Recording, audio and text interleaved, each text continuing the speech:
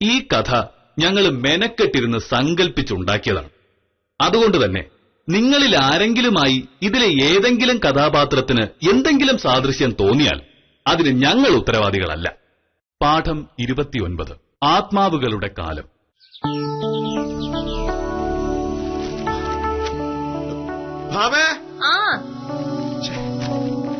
ഒരു സാധനം വെച്ച കാണില്ല. ഇതുവരെ പോറായില്ലേ? ഞാൻ വിചാരിച്ചു ആളിപ്പോ അങ്ങ് വില്ലേജ് ഓഫീസിൽ എത്തി കാണും. ഞാനിവിടെ ഒരു ഡയറി വെച്ചിരുന്നത് കാണുന്നില്ലല്ലോ. ഏത് ഡയറി? ആ കണക്കൊക്കെ എഴുതുന്ന ഡയറിയെ ഇവിടെ ഉണ്ടായിരുന്നല്ലോ. ലംബോദരം പിള്ളയ്ക്ക് വാടക കൊടുക്കേണ്ടത് നാളെയല്ലേ? ഇന്ന് ഞാൻ പോകുന്ന വഴിക്ക് അയാളുടെ വീട്ടിൽ കയറി കൊടുക്കാം. ഇല്ലെങ്കിൽ നാളെ രാവിലെ ഐശ്വര്യക്കേടായിട്ട് ഇങ്ങോട്ട് കയറി വരും. അയാളോടുള്ള ദേഷ്യം ഇതുവരെ മാറിയിട്ടില്ലല്ലേ?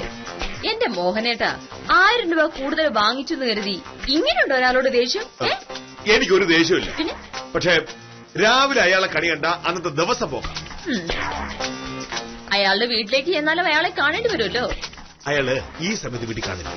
പലിശ പിരിക്കാനും ചിട്ടിക്കാശ് വാങ്ങാനും വാടക പിരിക്കാനും ഒക്കെ ലംബോദരം പിള്ള ഇറങ്ങുന്ന സമയമായത്. വാടക നേരെ വീട്ടിൽ കൊണ്ടുപോയി കൊടുത്താ പിന്നെ ആ ശല്യത്തിൽ ഇങ്ങോട്ട് പ്രതീക്ഷിക്കണ്ടല്ലോ. ശരി, അപ്പൊ സാറ് പോയിട്ട് വാടക കൊടുക്കാൻ നോക്ക്. ഡയറി കണ്ടുപിടിച്ച് കണക്ക് ഞാൻ അതിൽ എഴുതി വെച്ചോളാം. പോരെ? പിന്നെ നീ കോടതി പോകുന്ന വഴിക്ക് അത് മറന്നുപോരുത്. അതെങ്ങനെ മറക്കാനാ? അതിന് മാത്രം വലിയ കണക്കൊന്നുമല്ലല്ലോ. വാടക 4000 രൂപ. അത് മാസത്തിൽ ഒരിക്കലല്ലേ കൊടുക്കാനുള്ളൂ. അത് പിന്നെ എങ്ങനെ മറക്കുക? സാറ് വണ്ടി വിട്ടോ, വണ്ടി വിട്ടോ. ഓ ശരി, വണ്ടി വിടട്ടെ. അപ്പൊക്കോ ഒന്നുമില്ലേ?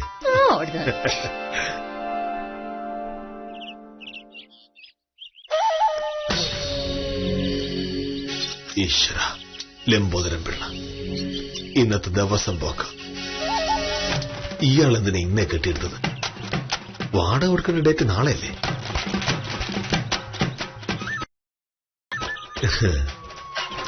എത്രയും പെട്ടെന്നൊരു വീട് കണ്ടുപിടിച്ച് അങ്ങോട്ട് മാറിയേ പറ്റൂ. അല്ലെങ്കിൽ ഈ ദുശവനത്തെ കണ്ട് എന്റെ ജീവിതം തീരും.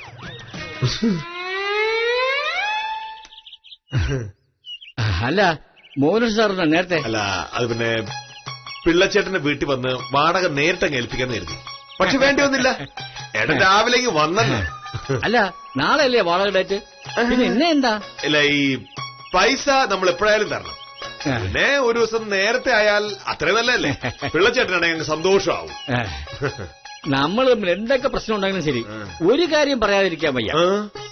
എന്റെ ജീവിതത്തിൽ ഇത്രയും കൃത്യമായി വാടക തരുന്ന ഒരാളെ ഞാൻ കണ്ടിട്ടേ ഇല്ല. എന്റെ സകല വാടകക്കാരോടും ഞാൻ ഈ കാര്യം പറയും. നിങ്ങൾ മോഹനകൃഷ്ണൻ സാറിനെ കണ്ടു പഠിക്കുന്നു. അതെന്തായാലും നന്നായി. കണ്ടു പഠിക്കാനാണെങ്കിൽ ഇതിലും നല്ലൊരു മാതൃക വേറെ എവിടെ കിട്ടാനാ? പിള്ളച്ചേട്ടന് ചായ വേണോ? വേണ്ട, ഞാൻ മോഹനേശ്വർ സാറിനെ കാണാനാ വന്നത്. നമ്മുടെ വാടക അഗ്രിമെന്റ് പ്രകാരം ഇവിടുത്തെ ഇലക്ട്രിക് പണികളും പ്ലംബിംഗ് പണികളും ഒക്കെ ചെയ്യേണ്ടത് മോഹനേശ്വർ സാറാ. കുറച്ച് പണി ചെയ്യാൻ സമയമായിട്ടുണ്ട്. അല്ല, അതിപ്പോ പെട്ടെന്ന് എന്താ ഒരു പണി ഉണ്ടോ? ഇല്ലല്ലോ, കുറച്ച് ആയിക്കോട്ടെ. പക്ഷെ അതിനിടയിൽ വല്ല പൈപ്പ് പൊട്ടുകയോ ടി വി കത്തിപ്പോവുകയോ ഒക്കെ ചെയ്താൽ ഒടുവിൽ എന്നെ കുറ്റം പറയരുത്. ഈ വാടകക്കാർക്കൊക്കെ ഒരു സ്വഭാവമുണ്ട്. എന്ത് വന്നാലും ഉടനെ അങ്ങ് ഉടമസ്ഥ പറഞ്ഞേക്കാം. ഞാൻ ഇതുവരെ പിള്ളച്ചേട്ടനെ പറ്റി എന്തെങ്കിലും പറഞ്ഞിട്ടുണ്ടോ?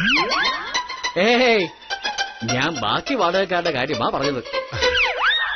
അപ്പോ നമ്മൾ പുതുക്കി എഴുതിയ അഗ്രിമെന്റ് ഇന്ന് മുതൽ നിലവിൽ വരികയാ. ഓർമ്മയുണ്ടല്ലോ? ഓർമ്മയുള്ളതുകൊണ്ടാണല്ലോ വാടക വരാനായിട്ട് ഞാനിപ്പോ ഇറങ്ങാനായിട്ട് പോയത്. എന്തായാലും ഇറങ്ങിയില്ലേ? ആ വാടക കൈയോടനെങ്കിൽ തന്നേരെ.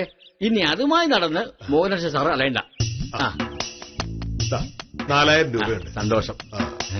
പിന്നെ പിള്ളച്ചേട്ടാ, ഈ 4000 ഒന്ന് നമ്മൾ എഗ്രിമെന്റ് എഴുതിയെങ്കിലും അതൊരു 3800 ആക്കിയെങ്കിൽ നന്നായിരുന്നു. കറണ്ട് ചാർജ് ബാക്കിയുള്ള പൈസ അടയ്ക്കാമല്ലോ. എന്തിനാ സാറേ ഇങ്ങനെ പിശിക്കണത്? ഞാൻ വരട്ടെ.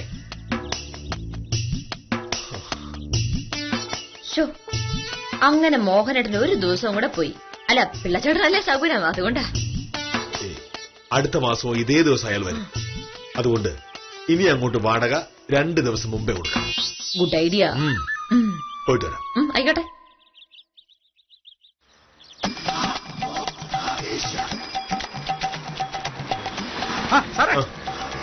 അവിടെ തന്നെ കൊള്ളാം. ഞാൻ സാറിന് അന്വേഷിച്ച് വരികയായിരുന്നു. സാർ എന്ത് വിവരക്കേട് സാറെ കാണിച്ചത്? ഞാനോ? എന്ത്? സാറേ ലംബോദരം പിള്ളയായിട്ടുള്ള വീടിന്റെ എഗ്രിമെന്റ് പുതുക്കിയോ? അതൊരു കഥയാ ഉത്തമ. വീടിന്റെ എഗ്രിമെന്റ് സമയം കഴിഞ്ഞു, പുതുക്കി എഴുതണമെന്ന് പറഞ്ഞ് ലംബോദരൻ പിള്ള വന്നു. അയാള് 3000 പകരം 4000 വേണമെന്ന് പറഞ്ഞപ്പോ ഞാനൊന്ന് മടിച്ചു. കൃത്യം അന്ന് തന്നെ നമ്മുടെ ശിശുപാലം വേറൊരു വീടിന്റെ കാര്യം പറഞ്ഞപ്പോ രണ്ടിലൊന്നും ആലോചിക്കാതെ ലംബോദരൻ പിള്ള ഞാൻ ചീത്ത വിളിച്ചു. എന്റെ ഉത്തമ, പിറ്റേന്നല്ലേ കളി കാര്യമായത്. ശിശുപാലം പറഞ്ഞ വീട് സ്ഥല എസ് ഐ കൊടുത്തു. ലംബോദരൻ പിള്ള വീട്ടിൽ നിന്ന് ഇറങ്ങിത്തരണമെന്ന് വാശി പിടിക്കുകയും ചെയ്തോടെ അയാള് പറഞ്ഞ 4000 രൂപയ്ക്ക് ഞാൻ സമ്മതിക്കുകയും ചെയ്തു. എന്റെ സാറേ, എഗ്രിമെന്റ് എഴുതുന്നതിന് മുമ്പ് എന്റെ അടുത്തൊന്ന് ചോദിച്ചുകൂടായിരുന്ന? മണ്ടത്തരായി പോയി. കഴിഞ്ഞ ആഴ്ച 3000 താഴെ വാടകയുള്ള വീടുണ്ടോന്ന് ഞാൻ ഉത്തമനോട് ചോദിച്ചല്ലേ. അപ്പൊ ഉത്തമൻ പറഞ്ഞു ഇല്ലാന്ന്. അല്ല, ആ വാടകയ്ക്കുള്ള വീടില്ല. പക്ഷെ ലംബോദരൻ പിള്ളക്ക് 3000 രൂപ കൊടുത്താൽ മതിയായിരുന്നു. പറ്റില്ലെന്ന് അയാൾ പറഞ്ഞു. അത് അയാളുടെ നമ്പറല്ലേ? സാറിനെ പറ്റിക്കാൻ വേണ്ടി അയാൾ ഇറങ്ങിത്തരണോന്ന് പറഞ്ഞത്. സാർ ഇറങ്ങിക്കഴിഞ്ഞാൽ ആരിയ്ക്കുന്ന ആ വീടെടുക്കാൻ? ആള് ക്യൂ നിൽക്കുന്ന ലംബോദരൻ പിള്ള പറഞ്ഞേ. വെറുതെയാണ്. എന്റെ സാറേ, സാറിന് ഭ്രാന്താണോ? ആ വീട് സാറല്ലാതെ ആരെടുക്കാൻ? അതെന്താ? ആ വീടിനെന്താ കുഴപ്പം? അപ്പൊ സാറിനത് അറിഞ്ഞൂടെ? ഇല്ല. അന്ന് സാറിന് ആ വീടെടുത്തുന്ന ആരാ? ഞാനന്ന് താലൂക്കിലായിരുന്നല്ലോ. അവിടെ ഒരു LD ക്ലർക്ക് അച്ഛനുണ്ടായിരുന്നു. അയാളുടെ ബന്ധുവായി ലംബോദരൻ പിള്ള. അപ്പൊ അതാണ് കാര്യം. ഞാൻ സാറിനെ കാണുന്ന കാലം മുതലേ ആലോചിക്കുമായിരുന്നു, സാർ എന്തിനാണ് ആ വീടെടുത്തേന്ന്. പിന്നെ ഞാൻ വിചാരിച്ചു സാർ വലിയ ധൈര്യശാലിയാണല്ലോ, അതുകൊണ്ടായിരിക്കും. വീടും ധൈര്യം തമ്മിൽ എന്താ ബന്ധം? എന്റെ സാറേ,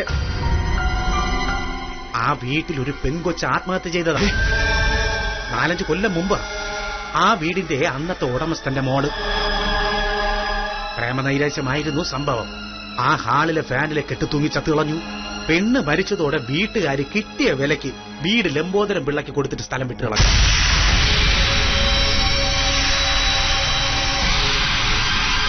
ശരിക്കും ആ വീട് ലോട്ടറി ആയിപ്പോയെന്നാണ് പിള്ള എന്ന് കരുതിയത്. അയാളത് അന്നത്തെ പഞ്ചായത്ത് സെക്രട്ടറി ചന്ദ്രകുട്ടിക്ക് വാടകയ്ക്ക് കൊടുത്തു. പിന്നെ അല്ലേ സാറേ പ്രശ്നം തുടങ്ങുന്നത്? രാത്രിയാവുമ്പോ പട്ടികൾ ഓരിയിടാൻ തുടങ്ങും. ചന്ദ്രൻകുട്ടിക്ക് ഉറങ്ങാൻ പറ്റാത്ത അവസ്ഥ. ഒരു ദിവസം രാത്രി മൂത്രമൊഴിക്കാനായി ഇറങ്ങിയ ചന്ദ്രൻകുട്ടി നോക്കുമ്പോ മുറ്റത്തൂടെ അങ്ങനെ നടക്കുക.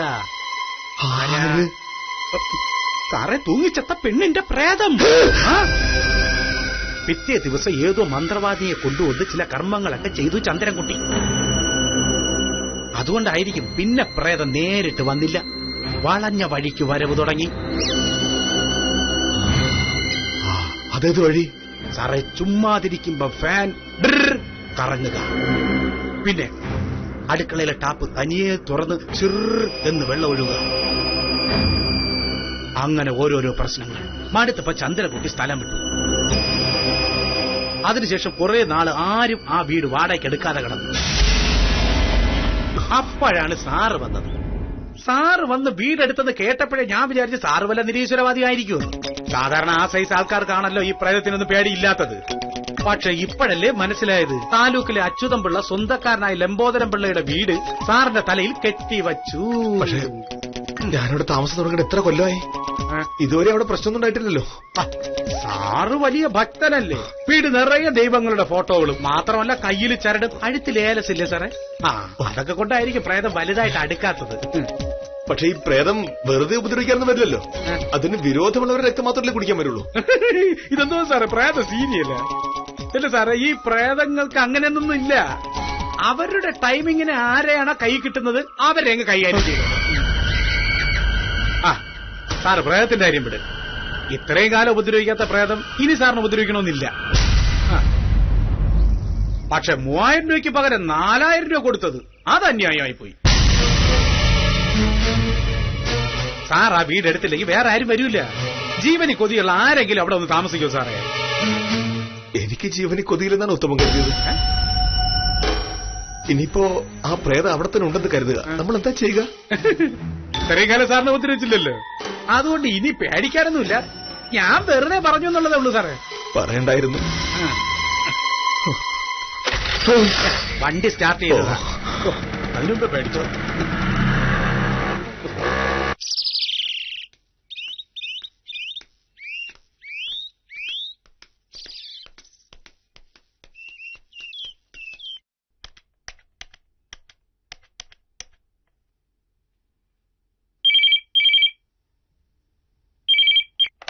ഹലോ ഭാമേ, ഞാനാ. എന്താ മോനേട്ടാ? ഇതെവിടുന്നാ? ഞാൻ ഓഫീസിന്നാ. നീ ഇറങ്ങിയോന്ന് അറിയാൻ വേണ്ടി വിളിച്ചതാ. ഞാനിത് ഇറങ്ങാൻ പോന്നു. പിന്നെ ഭാമേ, അവിടെ കുഴപ്പമൊന്നുമില്ലല്ലോ? കുഴപ്പം? എന്ത് കുഴപ്പം? നീ ആ ടാപ്പ് ഫാന് ഒക്കെ ഒന്ന് ശ്രദ്ധിച്ചോളേ. ടാപ്പ് ഫാനോ? അടുക്കളയിലെ ടാപ്പ്, ബെഡ്റൂമിലെ ഫാന്. എനിക്ക് മനസ്സിലായില്ല. ബാക്കി ഞാൻ വന്നിട്ട് പറയാം. നീ നേരത്തെ വരില്ലേ? ഞാൻ 5 മണിക്ക് വരാം. പിന്നെ ഞാൻ ആ ലംബോദരൻ പിള്ളേരുടെ വീട്ടിൽ നിന്ന് പോയിട്ടേ വരൂ. കുറച്ച് താമസിക്കും. അതിന് വാടക നമ്മൾ രാവിലെ കൊടുത്തതല്ലേ? വാടക കൊടുത്തു. പക്ഷേ ഇത് വേറൊരു പ്രശ്നം. വേറെന്ത് പ്രശ്നം? അതൊക്കെ വരുമ്പോ പറയാം. ഞാൻ വരാൻ വൈകിയ നീ വീടിനകത്തിരിക്കണ്ട, പുറത്തിറങ്ങിന്നാ മതി. എന്താ? ഒന്നുമില്ല, വൈകിട്ട് കാണാം.